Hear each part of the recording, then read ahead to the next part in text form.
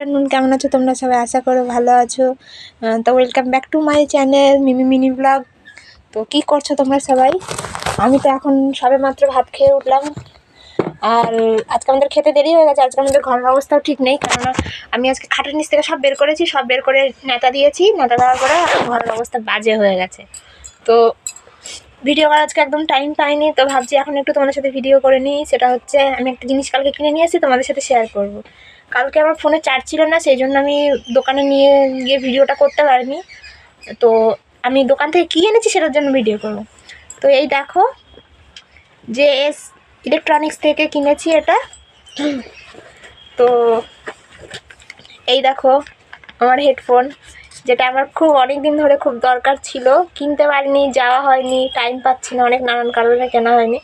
তো এটা নিয়েছে, এটা এয়ারপডস 131, দেখতেই পাচ্ছ 131। আর এটা হচ্ছে তোমাদের বোথ কোম্পানি। দোকান থেকেও বললো খুব ভালো, আর আমার হাজব্যান্ড সেও বলছে খুব ভালো। তো আমি এটা কিনেছি। তো চলো খুলে দেখা যাক। আমি আর ওপেন করিনি কেনার পর থেকে, আর তবে টাইমও পাইনি অবশ্য। তো তোমাদের সাথে শেয়ার করি কীরকম কিনেছি এটা। এ দেখো বের করেছি। তো চলো আনবক্স করা যাক। এর ভেতরে একটা বই আছে ছোট মতো, যেটা আমি বের করতে পারছি না এখন আপাতত। নাকি বের করা সম্ভব? হ্যাঁ, একটা বের করা সম্ভব। দেখো একটা বই দিয়েছে, ওয়ারেন্টি কার্ড আছে, ঠিক আছে, বাকি আর কিছুই নেই। এর ভেতরে কেবিল আছে, যেটা দিয়ে চার্জ দিতে হয়।